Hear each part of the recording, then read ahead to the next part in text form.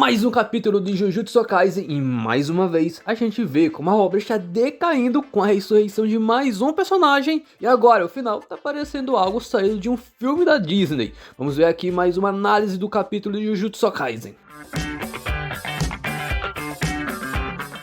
O capítulo começa com a Mei Mei conversando com a velha e logo vamos entender o motivo dela estar ali. Na primeira parte, vemos os personagens discutindo que deveria ter sido diferente na luta. Se tivesse feito isso ou aquilo, eles teriam vencido antes, ou se desculpando por erros cometidos. Logo de início, temos a Maki gritando com Yuta pelo que ele fez com a troca de corpos. E Yuta está no seu corpo original. É explicado que quando Yuta trocou com o corpo de Gojo e foi pra luta, ele achou que sua conexão com a Rika tivesse sido rompida, pois ela não acompanhou ele. No entanto, Rika estava utilizando a técnica reversa para preservar o corpo original de Yuta, permitindo assim que ele voltasse. Também é mencionado que Kenjaku deveria ter alguma forma de gerenciar várias técnicas, de modo que, ao usar uma expansão de domínio de uma delas, a técnica de troca de corpos não fosse afetada. E aqui tá a diferença de um feiticeiro milenar para alguém que só copiou. Kusakabe então comenta que tudo começou porque Gojo não quis matar Itadori e diz que era a favor da execução do Itadori, mas que ele ficou do lado deles por causa do Yaga. Além disso, Kusakabe fala que eles deveriam fazer coisas apropriadas para a idade deles, coisa de adolescente, e deixar as responsabilidades de adultos para os adultos. Maki ainda menciona dois pontos. Que deveria ter sido ela ter feito a emboscada contra Kenjaku, e que o plano da espada do carrasco deveria ter incluído a fala amaldiçoada de Inumaki. No entanto, o próprio Todo explica que para a emboscada contra o Kenjaku, o Buggy-Wuggy era necessário para o ataque surpresa, e ele não conseguiu usar a técnica na Maki, já que ela não tinha energia amaldiçoada. E durante a expansão de domínio do Sukuna, foi a Miwa que estava agarrada na Maki, e por isso o Todo conseguiu usar o Buggy-Wuggy. Além disso, a força da Rika era necessária para conter as maldições que surgiriam do corpo do Kenjaku, como de fato aconteceu. Quanto ao plano da espada do carrasco com a fala amaldiçoada, o Panda comenta que naquele momento, Sukuna ainda estava muito forte e que era possível que o Inumaki morresse devido ao ricochete da técnica. Agora, Higuruma retorna das cinzas para falar que Sukuna estava apenas brincando naquele momento, que se ele quisesse, poderia ter matado o Higuruma facilmente logo de início. E de fato,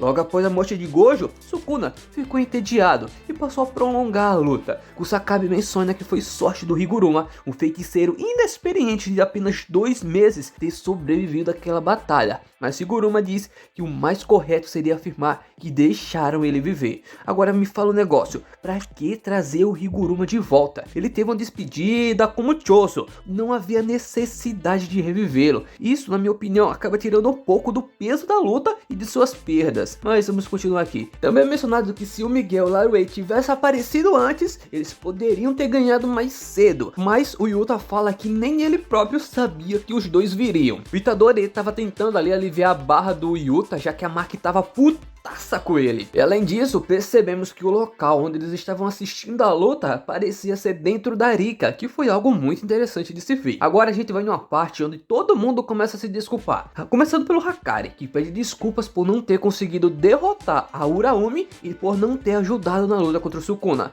Por mim, ele está perdoado, né? Nosso apostador é invicto. Todo se desculpa por não ter conseguido usar o Buggy-Wuggy para tirar o Choso e o Itadori da expansão de domínio do Sukuna, pois não conseguiu localizá-los. Como eles estavam no centro da expansão, a energia de Sukuna impediu que Todo encontrasse eles. Ino também pede desculpas porque estava no centro da barreira, mas ele foi salvo pelo Ui Ui. E até a Nobara pede desculpas, pois ela ficou dormindo até o último segundo. Porém, no final, Ui Ui se declara como MVP. E de fato, o moleque foi muito eficiente. Tudo começou com a troca de corpos para o treinamento e por causa disso, alguns feiticeiros tiveram um aumento exponencial de suas habilidades, como o Itadori e o Higuruma. O Yui também foi responsável por dar suporte durante toda a luta, e muitas pessoas devem ter sobrevivido graças a ele. Então sim, pode trazer o troféu para o nosso MVP. E agora a gente chega na segunda parte do capítulo, que fala sobre o domínio simples e a escola da nova doutrina das sombras. Tem muito, mas muito texto explicando esse plot desnecessário,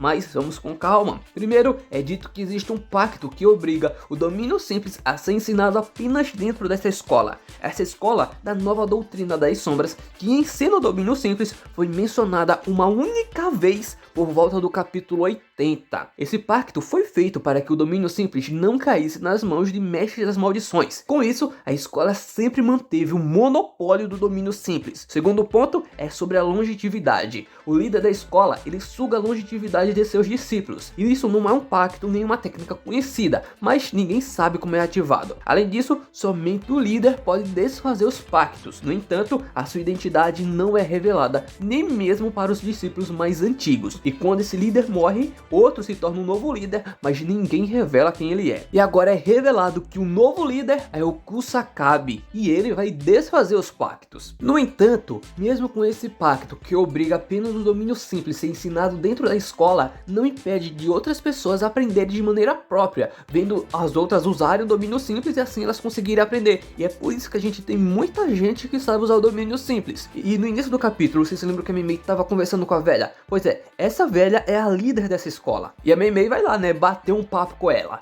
A Meimei revela que o plano da velha era aumentar o número de discípulos para bater de frente com os 3 grandes clãs e assim tomar o controle geral do mundo Jujutsu. E esse era o momento perfeito, pois o clã Zenin foi destruído e logo após o confronto, o clã Kamo e o clã Gojo também caíram. Além disso, a Meimei fala que se não fosse pelo monopólio do domínio simples, existiam feiticeiros que poderiam ter sobrevivido. Mas acima de tudo, esse monopólio estava prejudicando o irmão da Meimei, Ui, pois ele não conseguiria aprender o domínio simples de maneira eficiente. E além disso, se o Ui se tornar discípulo do Kusakabe, ele vai poder assumir a escola algum dia como líder. Então a Meimei vai acabar ganhando muito dinheiro com as matrículas. E no final ali a Meimei acaba matando a velha. Pelo que eu consegui entender sobre esse lance do domínio simples, é que tem alguns feiticeiros que conseguem usar o domínio simples, mas eles precisam aplicar algum tipo de pacto, como a Miwa, que quando usava o domínio simples não podia se mover. O que essa escola deveria ensinar era como usar o domínio simples da forma mais eficiente e sem usar esses pactos, como o Kusakabe fazia. E além disso, o domínio simples é uma excelente ferramenta para feiticeiros que não possuem uma técnica e também uma ótima ferramenta para lidar com expansões de domínio,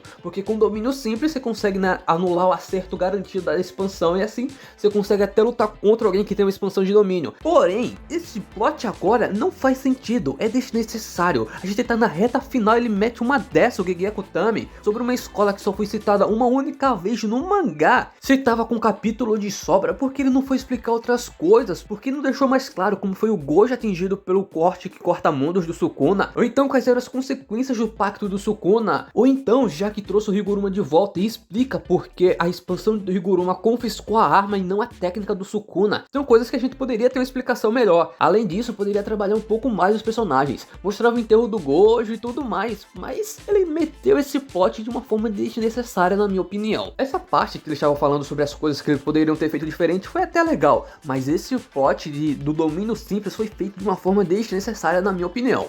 Deixa aqui a sua opinião nos comentários que eu quero saber o que você tá achando, e também, é claro, deixa sua inscrição no canal, para quando eu trazer a próxima análise do Jujutsu, você não vai perder, não é mesmo? É isso aí, muito obrigado e até a próxima.